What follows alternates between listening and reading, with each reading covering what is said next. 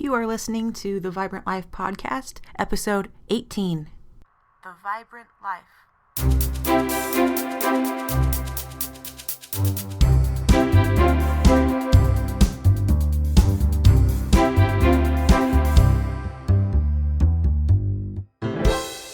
Hey you, welcome back to the Vibrant Life Podcast. I'm Emily Romrell, and I think we need to take a moment and make a wish or something. It's a special day because episode 18 is coming out on the 18th, and I always heard it called your magic birthday when your age falls on your birth date. So I turned 29 on the 29th, for example, and this is a mini magic birthday for the podcast, so I love that. Thanks for hanging in here with me. We're really on a roll now, and each week I feel so inspired as I create content for you, and it's been a real positive boost in my life. There are only bigger and better things coming, my friends. Episode 20 is 2 weeks away, and I have a treat planned for you guys, so stay tuned for that one. And I'm really excited about that. In the meantime, please tell your friends and family about the podcast so they can enjoy it too. And if you have a quick minute, I would be really grateful to have a review on iTunes. Sharing your thoughts in the form of a review helps the show get noticed and out to more people. So, how the heck have you been? Good, I hope. I've had a good week. Things are starting to normalize here in Utah from COVID, and I've actually been able to get out and socialize a bit. The things we take for granted, right? I've never been extremely outgoing, but this last year I have felt more isolated than I can remember. And I know I'm not the only one, so I'm so grateful for the chance to get out and be around people again. Also, Father's Day is coming up this weekend, so here's a shout out to all the amazing dads out there. There's something truly special about the relationship between fathers and daughters. I mean, I know fathers and sons have special relationships too, but I can't really put into words how grateful I am and how lucky I feel to have my dad in my life. My dad is the hardest working, most selfless and loving person. Everything he does is for others, especially his family. He's kind, compassionate, and very cheesy, so you know where my cheesy side comes from, and I'd be lost without him. And I want to dedicate this episode to him, so this one's for you, Dad. As I was thinking about my dad and what I wanted to share with y'all this week, I thought there couldn't be a better topic than the joy of service. This is perhaps the biggest lesson I've learned from my dad, and I've learned it from his example. And not only did I learn from my father's example, though, it's been a pattern coming down the line going several generations in our family. And I don't say this to brag. Our family is far from perfect, but I do feel so blessed by the legacy of faith and service that has come before me, and I want to share a few personal stories with you.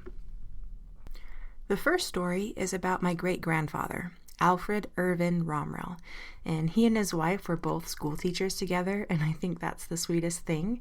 I admire him because he started out as a farmer and then went back to school and didn't start teaching until his later years, like 50 or 60. I'm not exactly sure what age. So he's a great example to me that it's never too late to go after your dreams and ambitions in life. He died when I was only a few months old, so I never knew him, but he was a great man. Anyway, Alfred was a whiz at math and could do large sums in his head. He loved learning, so I bet he was a great teacher. And the way my dad tells this story, there were several kids that were labeled as troublemakers at the school, and the other teachers really didn't know how to handle them. And Alfred took the time and effort to know these kids and not only get them to learn math, but also showed them that he cared about them personally. It goes to show the impact that a good teacher can have. And I know that teaching was his job, but the service that he provided to those kids was above and beyond. And I think that maybe we can provide some of the best and heartfelt service when it does fall in line with what we love to do and our vocation. Well, years later, my dad was a teenager and he went to the store with his grandpa, Alfred. And as they were getting ready to leave, a man stopped them, and it turned out to be one of these former students that had been labeled the troublemaker.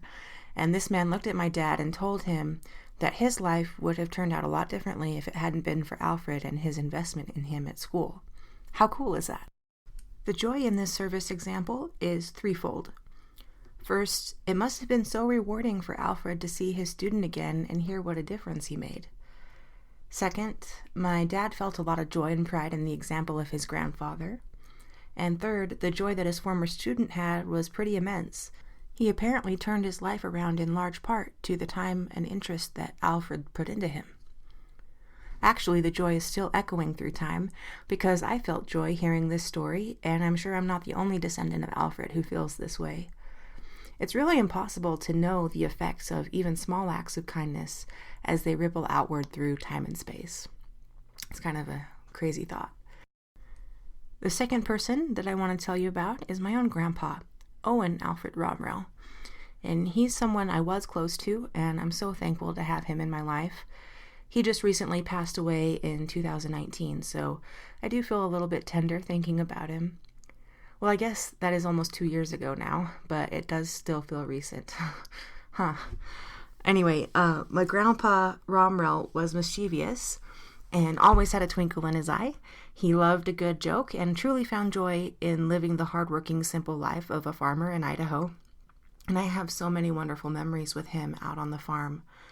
I remember one time we were visiting my grandparents, and it was dinner time. And Grandma was getting dinner ready, and Grandpa came inside from working on the farm. Without saying anything, he washed his hands, grabbed a bowl of garden peas, and started snapping them. It was so natural and simple, but that sweet, small act of service and love hit me powerfully. Just a glimpse into his everyday life. And I'm not sure why that moment stayed with me so strongly. I'd seen similar acts of service from him all the time. And maybe it was just the quiet grace that he showed. I don't know. But this is what I do know. My grandfather was a gentle man, and he was kind. He lived his life quietly, serving those around him, and found joy in it. And he lived to make my grandma's life more joyful, and he succeeded. Too many times we think service needs to be big or showy. But I know from experience and example that it's the small things that we do in our lives all the time that makes the biggest difference. So, from these first two examples, you can probably guess that my dad is pretty dang awesome. You are right. But I think my dad is inherently good. It's in his nature to care for others and love them. But this is also a pattern that he's learned from the example of people who came before, right? So I think we can teach those around us the joy of service by just being someone who lives the joy of service. And so my dad is kind of a combo. I think he's just naturally good, but he also has learned that. And I remember stories of my dad taking his sisters to dances when they were teenagers.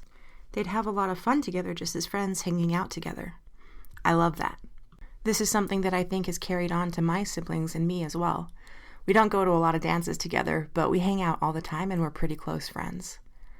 My dad is a computer programmer for our church, and I can't count the number of times he's helped people in our neighborhood with computer problems.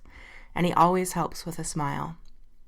Also, in the Church of Jesus Christ of Latter-day Saints, we believe in the power of priesthood blessings. And basically, a priesthood blessing is just a special prayer given by someone who has special authority for healing, comfort, and encouragement. But there's been many times in my life that I was able to get a blessing when I needed it from my dad. Also, he's been happy and willing to give blessings to my friends when they felt they needed one. And to be worthy of the priesthood, you need to live in a way that's honorable and upright before God. And I'm so thankful that my dad is a man like that. One recent example of service I can think of is when I took a quick trip to Idaho with my brother a few weeks ago. Right before we left, my brother's car got a flat tire, so it took some extra time to get it all sorted. But my dad, being a dad, wanted to make sure everything was safe and sound before we left. I had used the spare tire from my car to get my brother's car home, and my dad helped switch the tires back and make sure that we were all right.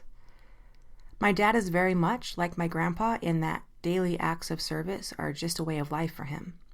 And he also shows that in the way he shows love for my mom. My father's life is centered around doing everything he can for my mother, and vice versa. She takes really good care of him too. And I once asked my dad how he got to be so selfless, and he replied very matter-of-factly, "I learned a long time ago the joy that comes from serving others." And I'll forever be grateful for that lesson that he continues to teach me all the time.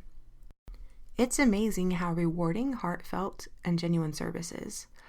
I know that when I'm down and depressed, one of the things that can bring me out of it is by thinking of others and what I might do for them. There's a great quote by, let me see if I can say this right, Rabindranath Tagore. He's a pretty famous Indian poet. He said, "I slept and dreamt that life was joy. I awoke and saw that life was service. I acted, and behold, service was joy." I think that's a pretty great quote. This is one of the great lessons of life, my friends. So my challenge to you this week is to keep an open mind and an open heart. Try to think of something you can do to serve someone in your life. It doesn't have to be anything big, but I promise it'll make you feel good. Have a fabulous Father's Day and live the vibrant life. Hey you, don't forget, tell your friends about the Vibrant Life podcast. And if you haven't already done so, please leave me a quick review on iTunes. I wouldn't really call that an act of service, but it means a lot. Thanks.